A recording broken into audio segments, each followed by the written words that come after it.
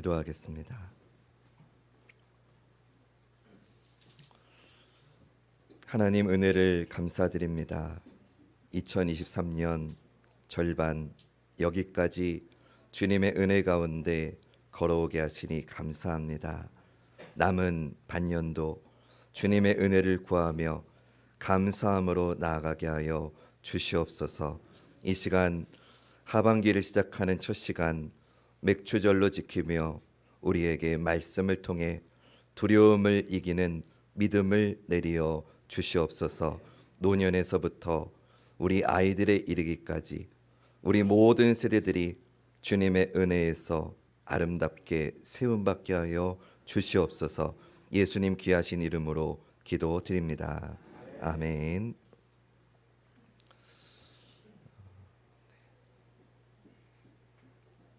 오늘은 맥주 감사 주일로 지킵니다.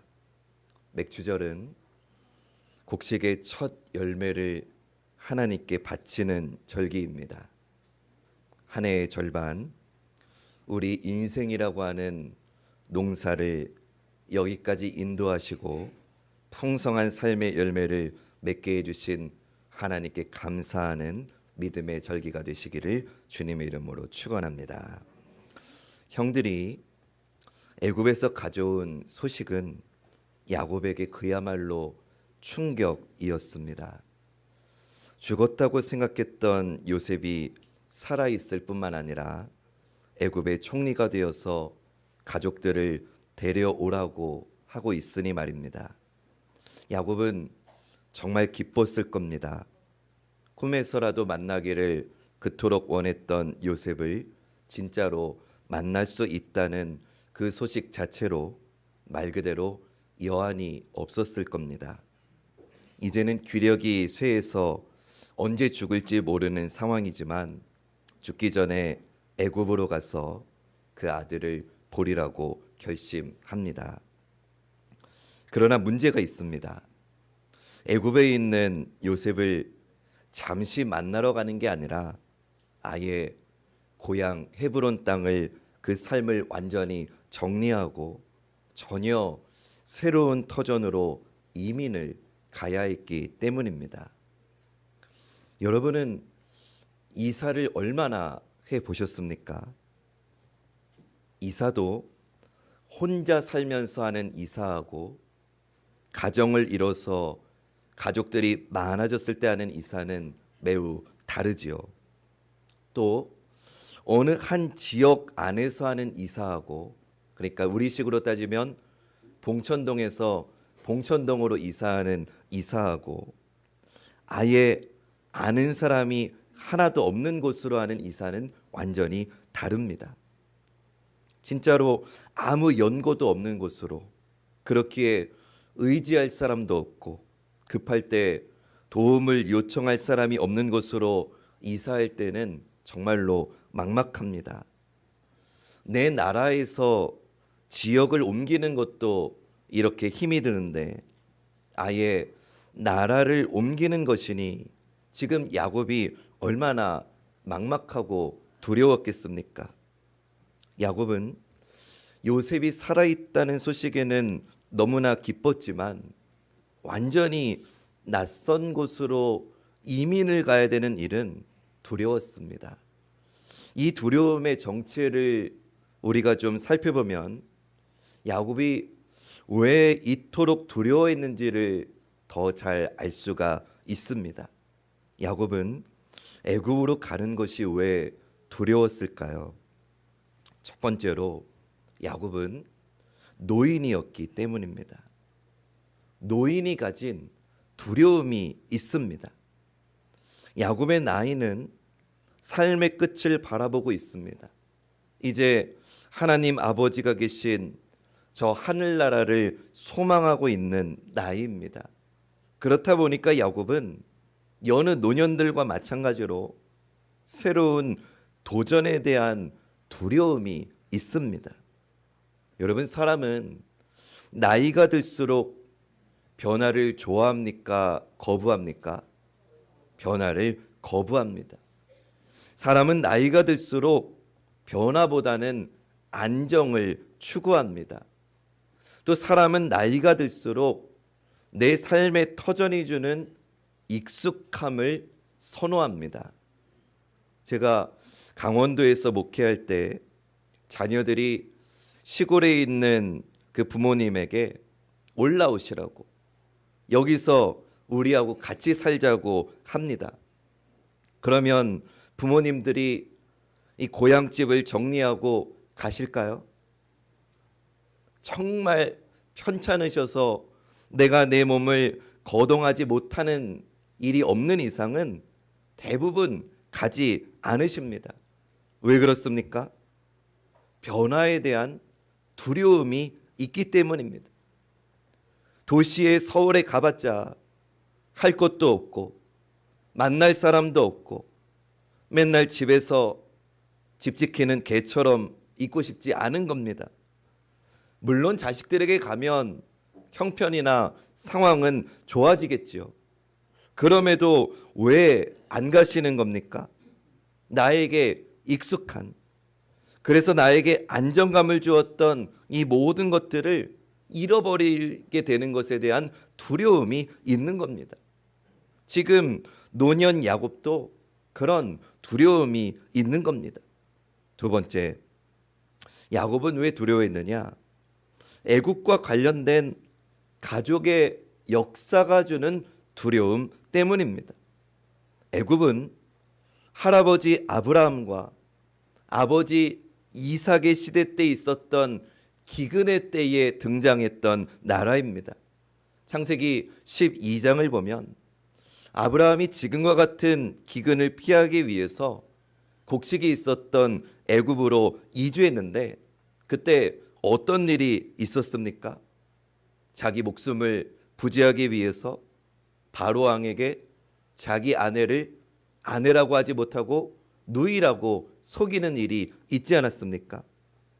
또 창세기 26장을 보면 아버지 이삭도 아브라함처럼 기근을 피해서 애굽으로 이주하려고 했는데 하나님께서 가지 말라고 막으셨습니다. 애굽에 내려가지 말고 약속의 땅 가나안에 머물 것을 명령하셨습니다. 따라서 이 이야기들을 다 들어서 알고 있는 야곱에게 있어서 지금 살고 있는 이 땅은 반드시 머물러야만 하는 땅이었습니다.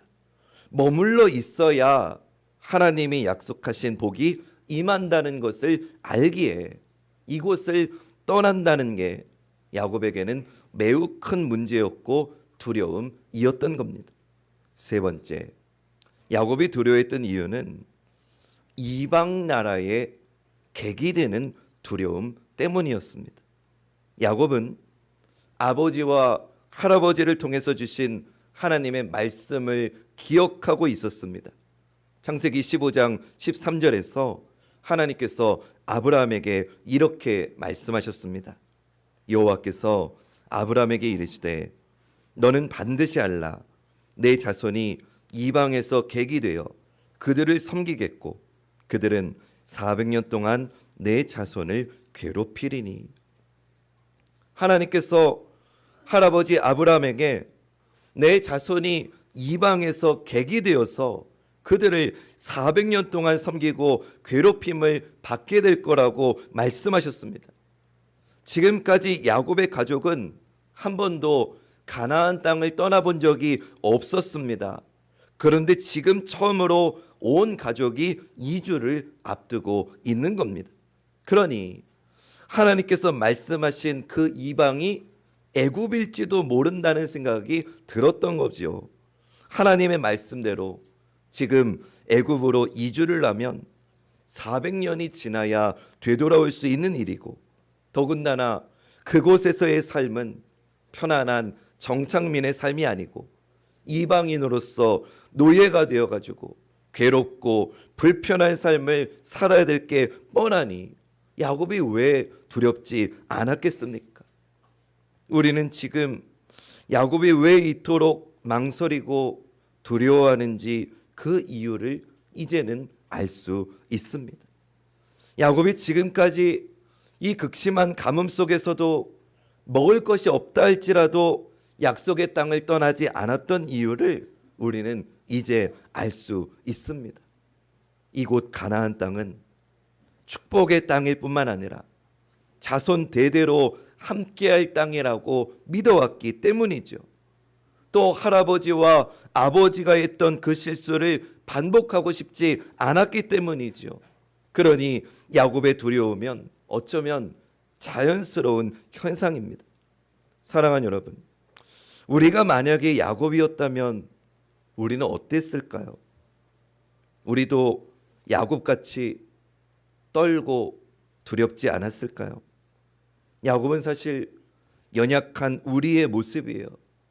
결정하기도 어렵고 결정을 내도 쉽사리 확신이 서지 못하는 우리예요. 그래서 우리는 늘 두렵습니다.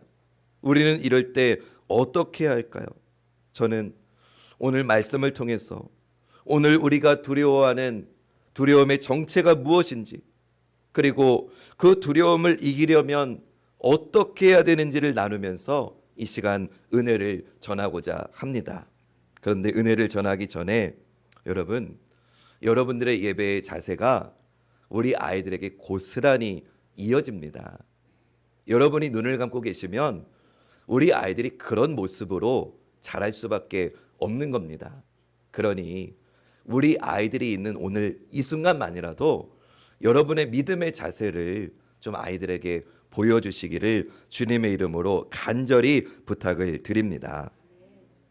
야곱은 이렇게 두려움에 떨고 있었지만 사실 다른 선택도 없었습니다. 그래서 어쩔 수 없이 두려움을 안고 길을 떠납니다. 애굽으로 향하던 길에 브엘세바라고 하는 곳에 도착합니다. 브엘세바는 약속의 땅 가나안에서 사람이 살 수 있는 최남단 마지막 땅입니다. 그러니 이곳을 떠나면 이제 정말로 약속의 땅을 떠나게 되는 겁니다. 이 브엘세바는 언약의 우물, 맹세의 우물이라고 하는 뜻을 가지고 있습니다. 또 할아버지 아브라함이 그리고 아버지 이삭이 제단을 쌓아서 하나님께 제사를 드렸던 곳이 바로 브엘세바입니다. 창세기 26장 23절 24절에 보면 이곳에서 이 브엘세바에서 하나님이 이삭에게 나타나셔서 이런 약속을 주셨습니다. 이삭이 거기서부터 브엘세바로 올라갔더니 그 밤에 여호와께서 그에게 나타나 이르시되 나는 내 아버지 아브라함의 하나님이니 두려워하지 말라. 내 종 아브라함을 위하여 내가 너와 함께 있어 내게 복을 주어 내 자손이 번성하게 하리라 하신지라. 아멘. 두려움을 떨칠 수 없었던 야곱은 그곳 브엘세바에서 하나님께 희생 제사를 드립니다. 자신에게 베델에서 나타나셨고 야복 나루터에서 나타나셨던 그 하나님께서 이 브엘세바에서 아버지 이삭에게 나타나 주셨던 것처럼 지금 여기에 나타나서 나에게 말씀해 주시기를, 즉 애굽으로 가는 게 맞는 것인지를 확증해 주시기를 야곱은 바랬던 겁니다. 가족의 애굽행이 하나님께서 허락하신 일인지, 하나님께서 지금 자신의 애굽행을 통해서 보여주고자 하신 뜻이 무엇인지를 다시금 확인하고자 하는 것입니다. 사랑하는 여러분, 우리 또한 야곱처럼 일해야 될 줄로 믿습니다. 우리가 어떤 문제를 신중하게 결정하기에 앞서서 우리는 하나님께 물어야 됩니다. 어떤 외적인 조건이나 눈에 보이는 상황 판단에서 벗어나서 지금 하나님의 뜻이 어디에 있는지를 물어야 합니다. 바라기는 오늘 이 예배의 자리가 두려워 떨고 있는 우리에게 말씀으로 답을 주시는 은혜의 브엘세바가 되시기를 주님의 이름으로 간절히 축원합니다. 하나님께서 희생 제사를 지낸 야곱에게 나타나십니다. 우리 1절과 2절 말씀 졸리셨는데 한번 큰 목소리로 읽어보겠습니다. 시작.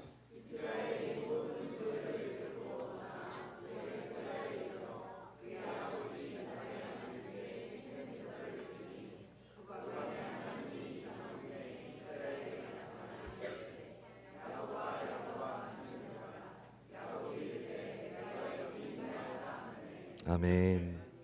하나님께서 희생 제사를 올린 야곱에게 야곱아, 야곱아 하고 이름을 불러 주십니다. 우리 중고등학생들은 좀 공감을 많이 할 것 같은데 저는 남녀공학만 다녔거든요. 늘 반에 여학생들이 있었어요. 근데 보통 여학생들이 남학생을 부를 때 뭐라고 부르죠? 우리 세은 쌤이 여중생이라고 생각하고 나를 같은 반 친구라고 생각하고 내 이름을 불러봐.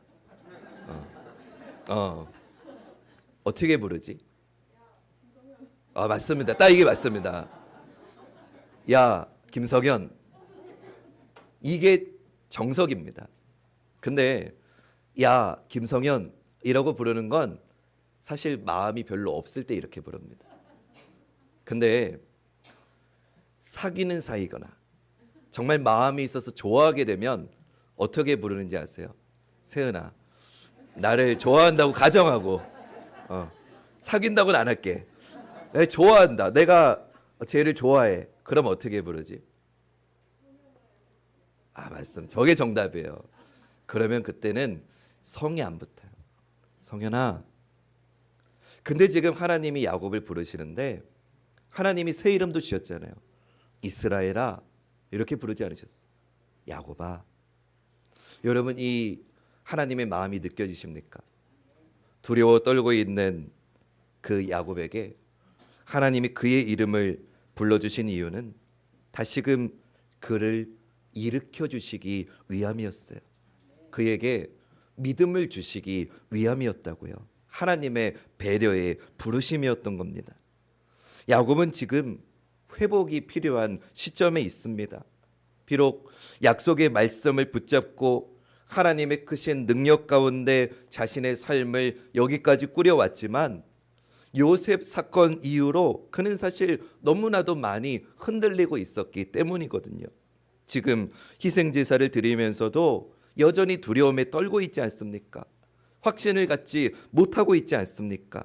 그러니 야곱은 지금 다시 한번 하나님의 분명한 약속이 어디에 있는지를 바라볼 필요가 있었던 겁니다. 그래서 하나님이 그의 이름을 다정하게 부르시면서 3절과 4절에 이렇게 말씀을 주십니다. 이 말씀 굉장히 중요한 말씀인데 읽어봅시다. 시작.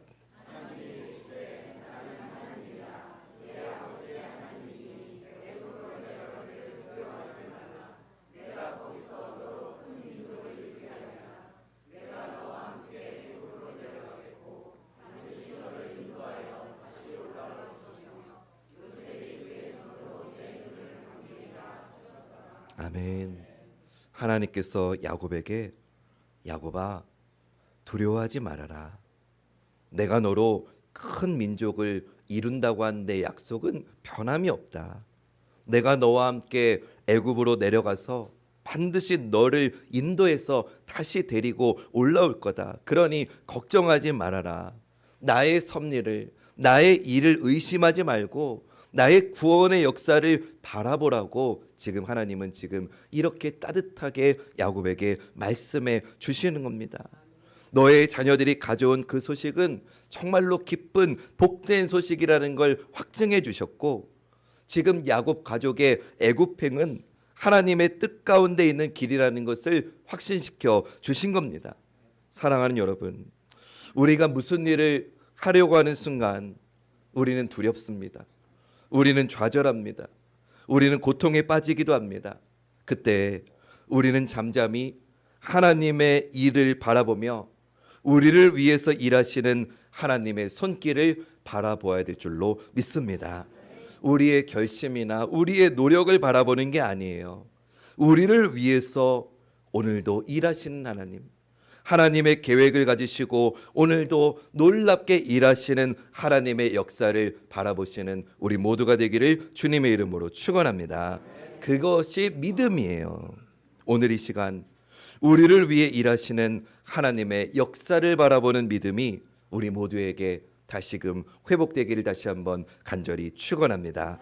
그래서 오늘 설교의 제목은 두려움을 이기는 믿음인 겁니다. 우리 한번 따라서 고백해 봅시다. 두려움은 믿음으로 이긴다. 아멘. 하나님께서는 애굽으로 떠나는 야곱의 발걸음을 안심시켜 주십니다. 야곱의 그 애굽행은 합당한 걸음이고 주님의 선하신 손길이 있다는 것을 재차 말씀해 주십니다. 다시 한번 아버지 이삭과 할아버지 아브라함에게 주셨던 약속을 재확인시켜 주시면서 지금 이 길이 하나님의 큰 계획의 일부라는 것을 확신시켜 주십니다. 그리고 야곱아 네가 어디로 가든지 내가 너와 동행하겠다고 위로해 주십니다. 사랑하는 여러분, 우리도 마찬가지예요. 우리가 우리 인생의 이유와 목적을 내가 아닌 하나님께 둘 때 임마누엘 하신 하나님께서 우리의 걸음을 하나님의 계획대로 이끌어 주실 줄로 믿습니다. 이제 야곱은 이 하나님의 약속을 믿고 힘차게 행진합니다. 5절부터 7절 말씀 보시지요. 제가 읽게요. 야곱이 브엘세바에서 떠날새 이스라엘의 아들들이 바로가 그를 태우려고 보낸 수레에 자기들의 아버지 야곱과 자기들의 처자들을 태우고 그들의 가축과 가나안 땅에서 얻은 재물을 이끌었으며 야곱과 그의 자손들이 다 함께 애굽으로 갔더라. 이와 같이 야곱이 그 아들들과 손자들과 딸들과 손녀들 곧 그의 모든 자손을 데리고 애굽으로 갔더라. 하나님께서는 당신의 백성을 위한 거대한 구원의 역사를 펼쳐 가시는 겁니다.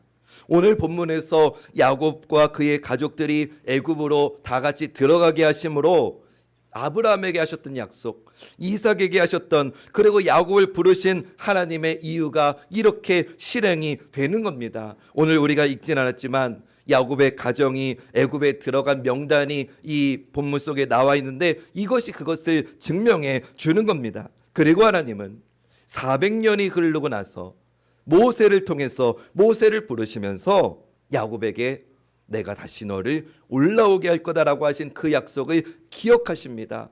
출애굽이라고 하는 놀라운 구원의 역사를 통해서 하나님의 이 약속을 실행하실 준비를 해 나가시는 겁니다. 그게 출애굽기 6장 4절과 5절에 나오는데요. 가나안 땅 곧 그들이 거류하는 땅을 그들에게 주기로 그들과 언약하였더니 이제 애굽 사람이 종으로 삼은 이스라엘 자손의 시음소리를 내가 듣고, 그 다음이 중요합니다. 나의 언약을 기억하노라. 아멘. 사랑하는 여러분, 하나님은 반드시 하나님의 계획을 이루시는 분입니다. 우리의 작은 가능성을 가지고도 하나님은 말씀하신 대로 하나님의 역사를 반드시 이루시는 분입니다. 오늘 애굽으로 들어간 야곱의 가족이 총 70명이라고 27절에서 이렇게 전해요. 애굽에서 요셉이 낳은 아들은 2명이니 야곱의 집 사람으로 애굽에 이른 자가 모두 70명이었더라. 70명은 큰 민족을 이루기에는 아주 작은 씨앗이라고 볼 수 있죠. 근데 하나님은 이 아주 작은 씨앗 70명이었지만 400년이 지나서 출애굽을 할 때에는 남자 장정만 60만 명이나 되었다는 것을 성경은 우리에게 보여주고 있는 거예요. 남자가 60만 명이니까 그 가족들과 그 아이들 다 합치면은 200만이 넘는 사람이겠지요. 이는 하나님께서 믿음의 조상들에게 약속하신 것, 내가 너로 큰 민족을 이루게 하겠다는 그 말씀을 한치의 오차도 없이 이루신 하나님의 계획인 줄로 믿습니다. 사랑하는 여러분, 이것은 우리에게 오늘 무엇을 말해주는 겁니까? 우리가 두려움을 버리고 우리가 믿음으로 순종하면 우리의 작은 것을 통해서도 하나님은 놀랍게 역사하신다는 겁니다. 하나님의 이때의 역사는 오늘 우리에게도 똑같이 일어난다는 겁니다. 근데 하나님의 역사가 일어나는 전제 조건은 내 생각을 내려놓는 거예요. 야곱이 자기의 생각, 자기의 중심을 내려놓고 거기서 떠났을 때에 비로소 진짜 안전과 기쁨을 주는 곳으로 갈 수 있었잖아요. 야곱이 만약에 나는 절대로 이곳을 떠나면 안 된다, 이 고정관념에, 이 두려움 속에 매몰되어 있었다면 하나님을 통해서 이 미약한 70명으로는 놀라운, 상상할 수도 없는 큰 민족을 어떻게 이루었겠습니까?